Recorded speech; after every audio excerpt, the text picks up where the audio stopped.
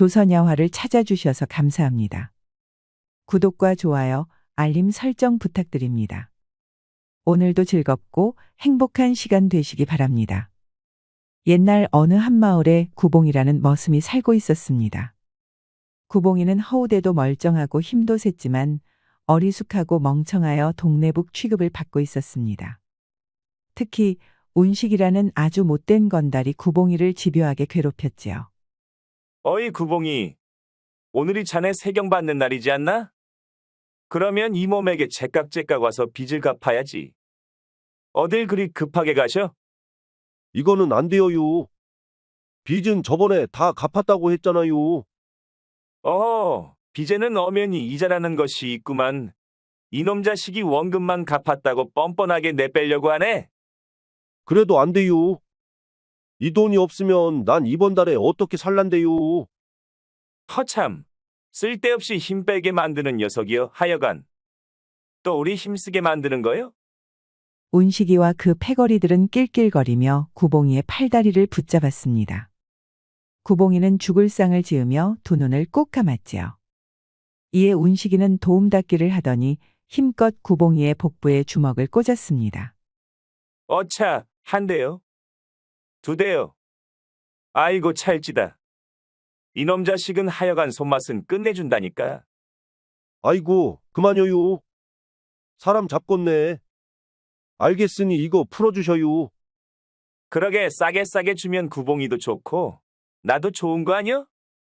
운식이는 비열한 웃음을 지으며 구봉이가 내민 돈을 받았습니다. 그리고는 바닥에 쓰러진 구봉이에게 엽전 한 잎을 던졌습니다. 옛다. 그래도 개평은 남겨드려야지. 다음부터는 쓸데없이 반항 말고 따박따박 상납하는 게 좋을 거요. 운식이 패거리들은 그런 구봉이에게 침을 탁 뱉고 떠나버렸습니다. 세경을 모두 털려버린 구봉이는 흙바닥에 주저앉아서 눈물을 흘렸습니다. 구봉이는 어머니를 일찍 여의고 아버지도 일찍 어머니를 따라 돌아가셨습니다. 그래서 떽거리가 없어서 이리저리 돈을 빌리고 일자리를 찾았는데 그러다가 운식이 패거리들에게 돈을 빌리고 말았죠. 성실한 구봉이는 빚은 이미 예전역에 모두 갚았지만 항상 이렇게 이자를 빌미 삼아서 운식이 패거리에게 돈을 뜯겼습니다. 구봉이는 처량한 자기 신세가 너무 볼품없어서 한숨이 절로 나왔지요. 아이고, 아버지, 어머니, 오늘따라 더 그립구만요. 하나뿐인 아들내미가 이렇게 못나서 벨낯이 없네요. 마을 사람들 중에서도 심성이 착한 이들은 맨날 괴롭힘 당하는 구봉이를 불쌍히 여겼지만 앞서서 도와주지는 못하였습니다. 운식이 패거리들은 구봉이를 돕는 사람도 싸잡아서 못된 짓을 저질렀기 때문이죠. 그렇게 구봉이는 힘든 하루하루를 견디며 굳세게 살아가고 있었습니다.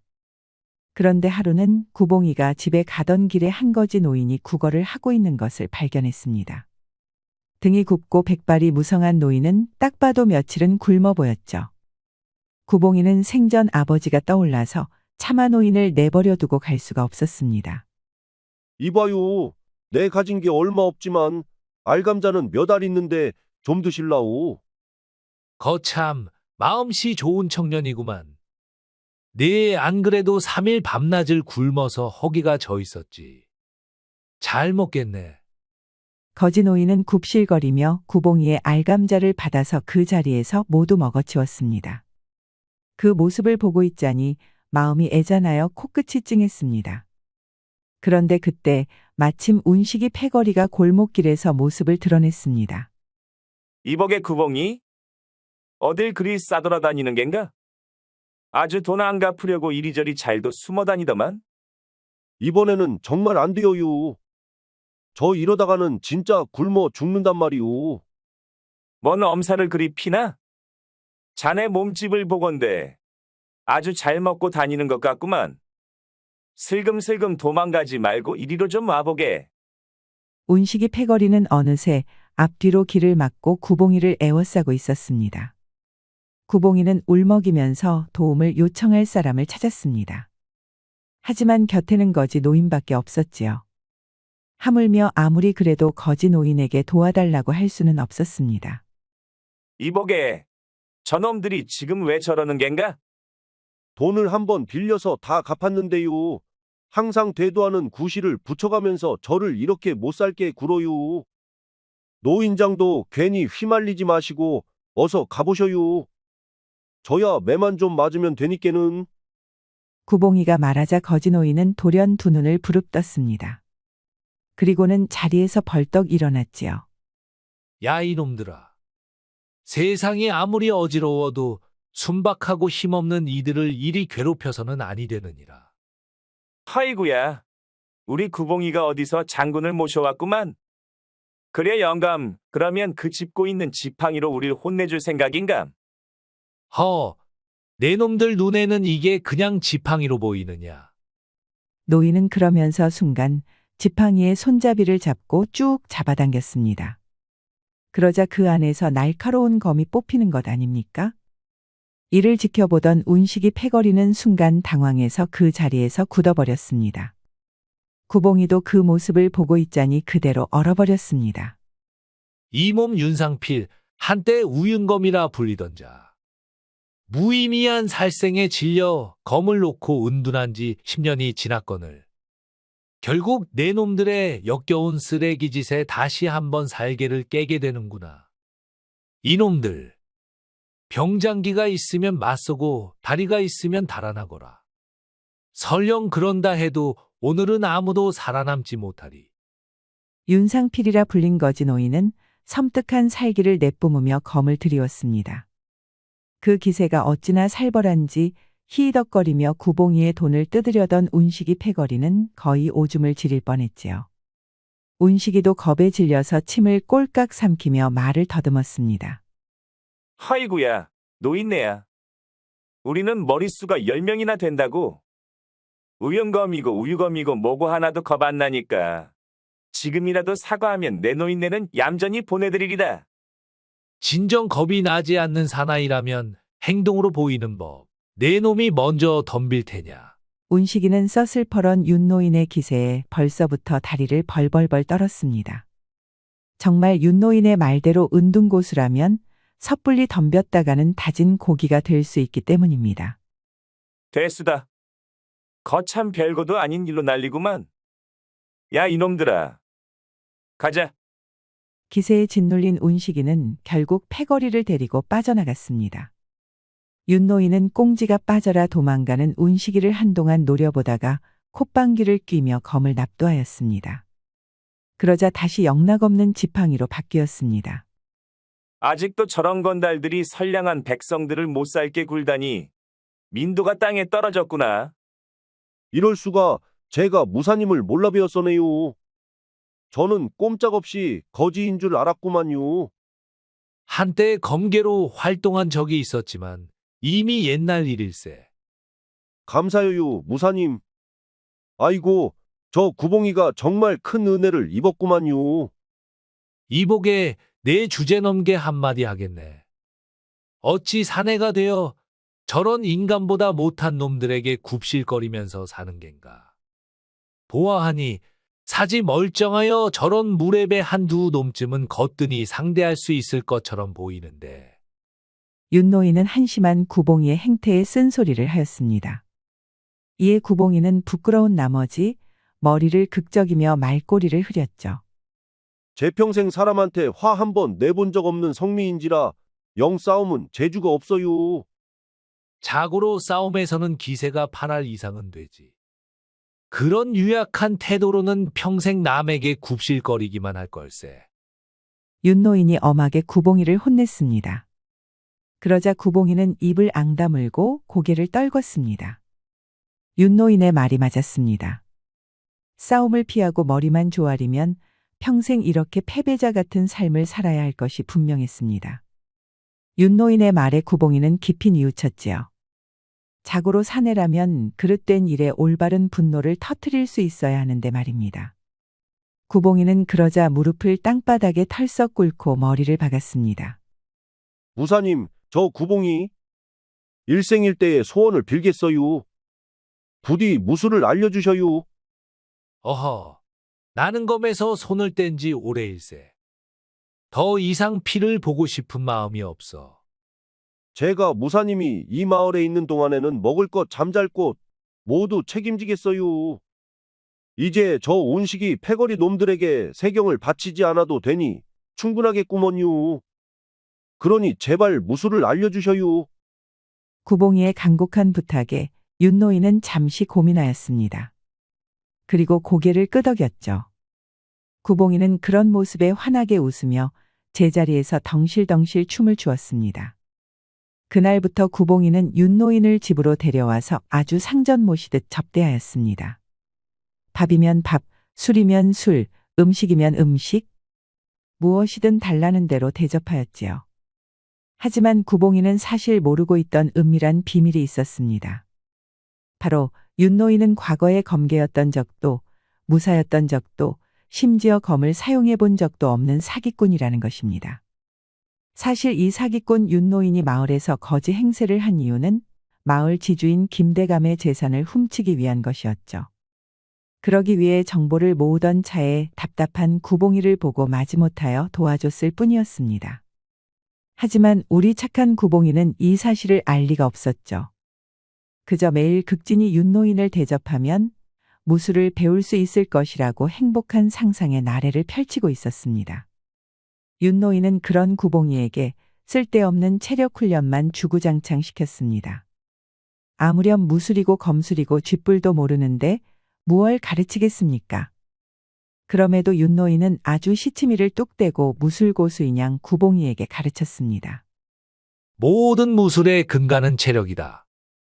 일주일 밤낮으로 잠을 자지 않고도 산을 오르고 뛰어내릴 수 있을 강철 같은 체력이 필요하다. 고로 오늘부터 아침 저녁에 저 산을 뛰어 올라 정상을 찍고 오거라. 그게 될란가요? 저는 뜀박질은 영 자신이 없는데요. 그러니 훈련하라는 것 아니냐. 못하냐. 어서 뛰지 않고. 또 구봉이는 통나무를 어깨에 짊어지고 하루에 1000번씩 앉았다 일어나기를 반복해야 했습니다. 아주 죽을 맛이었죠. 구봉이가 원체 힘이 장사였기 망정이지 평범한 사람이었으면 깔려서 숨을 거뒀을 것입니다. 허나 어리숙한 구봉이는 윤노인의 지옥 훈련 덕에 힘이 점점 강해지고 있다고 믿었습니다. 게다가 윤노인의 말발은 또 얼마나 청산유수인지 옆에서 듣던 사람들도 혹해서 따라하는 경우도 있었지요. 구봉이는 윤노인이 죽으라고 명령하면 죽은 척도 할 기세로 열심히 훈련했습니다. 동시에 윤노인은 김대감의 금고 위치를 파악하는 데 집중하였지요. 낮에는 무술 스승 노릇을 하고 밤에는 도둑질을 하려니 눈코 뜰 새가 없었습니다. 그러던 어느 날이었습니다. 윤노인은 김대감의 집으로 숨어 들어갈 방법을 찾기 위해 자리를 비웠고 구봉이는 윤노인이 알려준 가짜 무술 훈련을 하고 있었지요. 오늘은 거꾸로 매달려서 간장 종지로 항아리 2개에 담긴 물을 모두 퍼내는 훈련이었습니다. 그런데 아주 아리따운 처자가 한 명 지나치는 겁니다. 땀을 뻘뻘 흘리면서 간장 종지로 물을 퍼던 구봉이는 생전 처음 보는 아름다운 여인을 보자 그만 정신이 팔려서 떨어지고 말았습니다. 덕택의 항아리 하나를 깨먹고 물이 죄다 흐르고 말았죠. 여인은 그런 구봉이를 보며 키득거리고 인사했습니다. 실례해요. 혹시 윤상필이라는 자를 보았나요? 윤자 상자 필자유? 어이구야, 그것은 제 스승님이구만요. 스승이요? 혹시 이 괴상한 짓거리를 시킨 사람을 말한 건가요? 거 말 조심하셔요. 우리 스승님은 유유검이라 해갖고 검술의 달인이신 분이란께요. 구봉이는 그러면서 자랑스러운 스승님인 윤노인과 만난 일화를 설명했습니다. 그러자 여인은 눈물을 흘리면서 배꼽을 잡고 웃는 겁니다. 여인의 웃음에 구봉이도 기분이 좀 나빠졌습니다.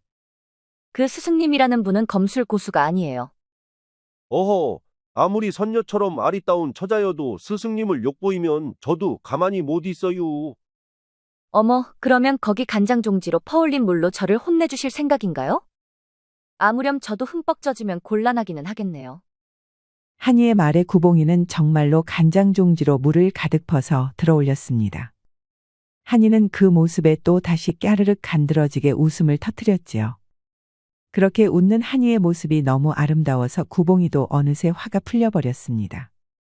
죄송해요. 제가 장난이 많아서 너무 놀리고 말았네요. 좀 대화를 하고 싶어서 그러는데 저기에 앉아서 이야기 좀 나눌 수 있을까요? 알겠구만요. 우리 스승님이 사나이는 자고로 작은 일에는 개의치 말아야 한다고 했으니 넘어가는 거여요. 구봉이는 어리숙하게 해 웃으면서 여인네와 마루에 걸터 앉았습니다. 그러자 여인은 품속에서 아주 아름다운 놀이개 하나를 꺼냈지요. 놀이개에는 조정의 무관이라는 딩표인 호랑이가 그려져 있었습니다. 저는 서한이라고 해요. 그리고 범죄자를 잡는 다모랍니다. 한이라고 칭한 여인은 그러면서 자초지종을 설명했습니다. 사실 범인을 추적하는 다모는 쉽게 신분을 밝혀서는 안 되었지만 어리숙하고 착한 구봉이를 보고 솔직하게 말해주는 것이었죠. 한이는 정의로운 마음이 가득한 여인네로 조선 땅에서 활개치고 다니는 못된 범죄자들을 잡는 일을 하고 있었습니다. 그런데 그 윤노인은 지명수배의 이름이 옳은 도둑으로 윤노인이 훔친 재물만 해도 1000냥은 훌쩍 넘는다는 겁니다. 구봉이는 당연히 그 말을 믿지 못하였습니다. 그럴 리가 없구만요. 우리 스승님은 유두검의 초고수여요. 그런 말하고 다니면 안 돼요. 우윤검이겠지요. 윤상필이가 허풍을 칠 때 자주 사용하는 거짓말이에요. 지금 구봉 씨를 속이고 있는 거죠. 지금 구봉 씨가 하고 있는 것도 무술을 하기 위한 체력 훈련이라고 했지요. 헉, 그걸 어떻게 하셨대요? 윤상필이가 항상 하는 허풍이니까요. 구봉이는 한이의 말에 큰 고민에 빠졌습니다. 헌데 윤노인이 하라는 훈련대로 하니까 정말 강해지고 있었습니다. 아무짝에도 쓸모없는 일은 아니었던 거죠. 구봉이는 고개를 저었습니다. 그럴 리 없어요. 보셔요. 제 몸이 이렇게나 변해단 말이에요. 구봉이는 그 자리에서 웃옷을 훌쩍 벗어 던졌습니다. 그러자 근육이 불룩불룩 뛰어오른 상체가 여실히 드러났지요. 천하장사도 와서 울고 갈 정도로 우람했습니다. 한이도 그 모습을 보자 깜짝 놀랄 수밖에 없었습니다. 아무리 그래도 아녀자 앞에서 함부로 살갗을 보이면 아니 되어요. 아이고 죄송해요. 쇳내가 흥분해서 무례를 범했네요. 그래도 단련을 게을리 하지 않았다는 것은 알겠어요. 하지만 그건 윤상필의 덕이 아닌 온전히 구봉 씨의 노력 덕분인 거예요. 아니요.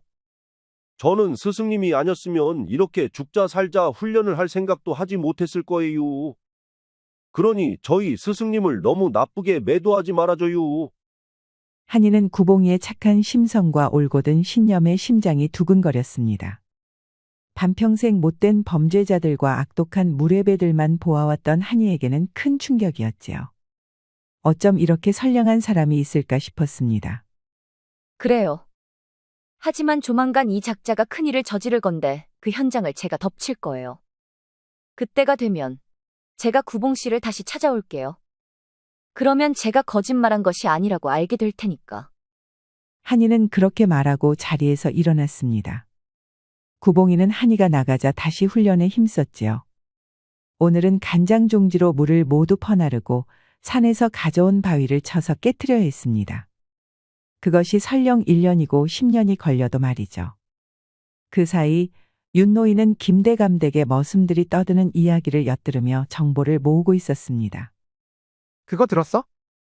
이번에 김대감이 기어코 청나라 놈들이랑 붙어 놀더만. 뭐시여? 아이고, 이거 조만간 큰일이 나겠구만. 우리 아래 것들은 그냥 대가리 푹 숙이고 시키는 대로만 해야지 뭐. 어쩌고소. 머슴들의 대화로 보건대 김대감은 최근 재물을 잔뜩 끌어모으고 있었습니다. 그 이유가 기절초풍할 노릇이었는데요. 청나라와 내통하여 사병을 모으고 있기 때문이었습니다. 그러거나 말거나 윤노인에게는 분명 기회였지요. 아무렴 청나라와 내통을 하든 그 돈으로 주색 잡기를 즐기던 상관이 없었습니다.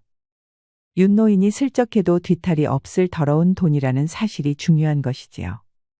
김대감댁 금고에 엄청난 금은 보화가 숨겨져 있는 것은 확실해졌으니 이제 숨어 들어갈 개구멍만 찾으면 되었습니다. 그런데 이 골치 아픈 머저리 구봉이가 계속해서 윤노인에게 무술 훈련을 시켜달라며 알짱거리지 뭡니까? 스승님, 명령하신 대로 여기 이 산만한 장독대에 물을 다 퍼서 옮겼구먼요. 그래, 아주 잘했다. 그러면 이제 저 바위만 부수면 되겠다. 그렇지 않으냐? 아뇨, 스승님. 저것만 해내면 비급을 알려주시는 거지요. 윤노인은 해맑게 웃는 구봉이를 보며 오히려 오싹해지고 말았습니다. 저번에는 멧돼지를 맨손으로 때려잡으라 했더니 상처투성이가 되어서 정말로 잡아온 적이 있었습니다. 그것뿐 합니까? 도저히 사람이면 해낼 수 없는 일들을 해오라고 시키면 이 바보 천치 같은 청년은 기어코 성공하고 왔습니다. 이번에도 과연 저 바위를 맨손으로 부술 수 있을까요? 윤노인은 제발 아니길 빌었습니다. 그렇게 된다면 정말 있지도 않은 무술을 알려줘야 했으니까요. 아주 일났구나. 이놈이 도대체 어디까지 해내려는 게냐? 윤노인은 바위를 맨주먹으로 후려치며 노도와 같은 기합을 지르는 구봉이를 보면서 손톱을 물어뜯었습니다. 마음이 다급해졌습니다. 하루빨리 김대감댁을 털어서 이 마을을 나가야 했습니다. 우습게도 바보 취급을 했던 구봉이가 슬슬 무서워지기 시작한 것이지요. 그래서 윤노인은 원래 계획보다 빠른 시일에 거사를 치르기로 했습니다. 구봉이는 그러거나 말거나 매일같이 맨주먹으로 바위를 후려쳤습니다. 멍이 든 두 주먹은 살갗이 벗겨지고 피투성이가 되었습니다. 그럼에도 구봉이는 멈추지 않았습니다. 왜냐하면 이 단단한 바위는 마치 자신의 삶을 가로막는 장애물처럼 보였고 이를 부수지 못하면 영영 나약하고 겁쟁이인 자신으로 남을 것 같았기 때문입니다. 그리고 한 달째 되는 날 쇠약해질 대로 쇠약해진 구봉이는 바위 앞에 섰습니다. 오늘이야말로 바위를 깨트리는 날이라고 직감했지요. 이유는 알 수 없었습니다. 그저 느낌뿐이었습니다. 다만 오늘따라 피부를 스치는 축축한 바람이 더욱 선명했고 코끝에 스치는 희미한 물내음이 더욱 짙게 느껴졌습니다. 오감이 곤두서고 심장 깊은 곳에서는 알 수 없는 힘이 솟구쳤습니다. 온몸은 근육통과 피로로 무거웠지만 머릿속은 청아한 호수 표면처럼 잠잠했습니다. 구봉이는 있는 힘껏 바위에 오른손 주먹을 내질렀습니다. 그리고 구봉이의 주먹이 바위에 닿는 순간 태산이 갈라지는 듯한 소리가 들렸습니다. 어메, 이게 무엇이오? 내가 참말로 바위를 부서뜨렸구먼. 구봉이는 눈앞의 달걀처럼 두 개로 쪼개진 바위를 보며 화들짝 놀랐습니다. 드디어 바위를 맨주먹으로 부순 것에 성공한 것입니다. 구봉이는 펄쩍펄쩍 뛰며 기뻐했습니다. 이제사 스승님에게 무술 비급을 배울 수 있게 되었으니 말이죠. 하지만 밤은 이미 깊었고 어째서인지 오늘 윤노인은 집으로 돌아오지 않았습니다. 결국 구봉이는 스승님을 기다리다 지쳐서 그 자리에서 기절하듯 쓰러져 잠들고 말았습니다. 그리고 다음 날 아침 윤노인이 아닌 다른 사람이 구봉이를 깨웠습니다. 바로 한이아 씨였지요. 이봐요, 구봉씨. 일어나 보세요. 한이아 씨 아뇨유? 죄송하지만 우리 스승님은 안 들어오셨어요. 그렇겠죠. 왜냐하면 윤상필이는 지금 김대감에게 사로잡혔으니까요. 아니 그게 무슨 소리여유? 구봉이는 한이아 씨의 말에 놀라서 펄쩍 뛰어올랐습니다. 윤상필이가 제 예상보다 빨리 움직였어요. 그런데 김대감 댁을 밤중에 털려다가 그만 잡히고 만 것이죠. 그런데 뭔가 이상하네요. 그러면 곧바로 포조를 호출하거나 그럴 텐데 잠잠하네요. 김대감댁을 턴다고쇼? 우리 스승님은 분명 이유가 있어서 그런 일을 했을 거여유. 네, 지금 이렇게 신세 좋게 퍼질러 자고 있을 것이 아니구먼. 비켜유. 내 스승님을 구하러 갈 거유. 구봉이는 한이아 씨가 채 말릴 새도 없이 김대감 댁으로 냅다 달렸습니다. 달리는 것이 어찌나 빠른지 다 모인 한이아 씨가 뒤쫓기에도 벅찰 정도였습니다. 한달음에 달려간 구봉이는 김대감 댁의 대문을 거칠게 두들겼습니다. 그런데 이게 웬걸? 구봉이가 주먹으로 대문을 몇 번 두들겼을 뿐인데 그만 박살이 나고 만 것입니다. 아니, 대감집 대문이면 좀 튼튼하게 만들어 놓을 것이지. 뭐 이리 허술하디야. 이상한 일이구먼. 언놈이냐? 저 미친놈이 대문을 부쉈다. 적습이다. 그러자 창과 검을 든 병사들이 우르르 몰려나와 구봉이를 둘러쌌습니다. 구봉이는 조금 두려웠지만 이놈들이 스승님을 겁박하고 있다고 생각하니 공포 대신 분노가 치솟았지요. 이보셔요. 우리 스승님을 붙잡고 있다고 들었시오. 순순히 내놓기만 하면 나 얌전히 나갈 터이니 어서 데려오셔요. 이놈. 어젯밤 그 도둑놈과 같은 작당이렸다. 겁도 모르고 호랑이 굴에 제 발로 찾아왔구나. 내 놈은 이제 죽은 목숨이다. 사병들은 구봉이의 엄포에도 불구하고 뾰족한 창끝을 구봉이에게 들이밀었습니다.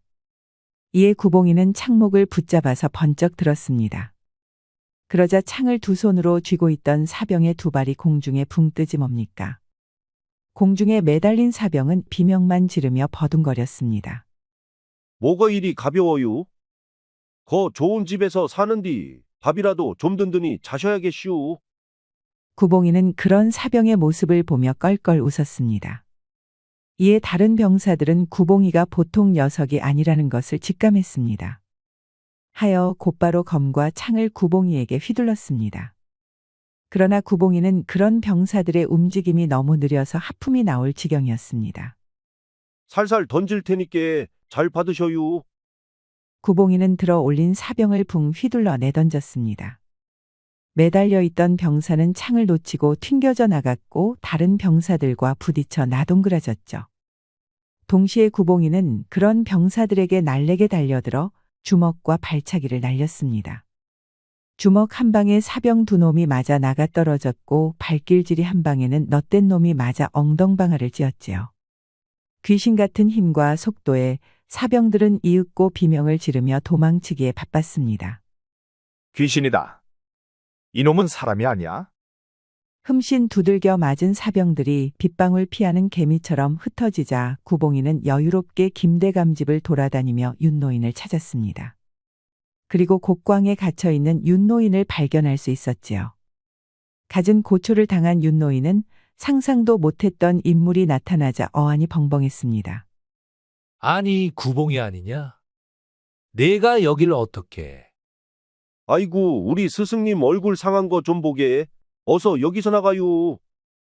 구봉이는 윤노인을 부축하여 바깥으로 나왔습니다. 그렇지만 그곳에는 한의아 씨가 숨을 헐떡이며 기다리고 있었습니다. 급하게 쫓아왔지만 구봉이가 너무 빨라서 이제서 도착한 것이었죠. 한의아 씨는 구봉이와 윤노인을 막아섰습니다. 안 돼요. 윤상필이는 법의 심판을 받아야 해요. 여기 김대감 댁에서 분명 재물을 훔치려고 했지요. 아니요.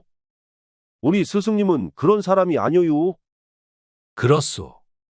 나는 이 집안을 털러 온 것이 아니라 영모의 증거를 고발하려고 했던 것이오. 윤노인은 눈치 빠르게 거짓말을 하며 외쳤습니다. 한이는 눈을 가늘게 떴지만 일단 구봉이에게 윤노인을 맡기고 김대감 댁을 조사했습니다. 그런데 이게 웬걸. 정말로 금고에서는 재물뿐만 아니라 청나라와 협잡하여 영모를 꾸민 내역이 줄줄이 나오는 것입니다. 명백한 증거가 나오자 한이도 어쩔 수 없이 인정할 수밖에 없었습니다. 한이는 마루에 숨겨진 지하 창고에 숨어서 벌벌 떠는 김대감을 붙잡아 반란을 공모한 죄로 관아에 데려갔지요. 모든 사건이 일단락되고 구봉이는 윤노인에게 다시 비급을 알려달라고 졸랐습니다. 윤노인은 이제 정말 학을 뗄 정도였습니다. 왜냐하면 정말로 구봉이가 바위를 부서뜨렸기 때문이지요.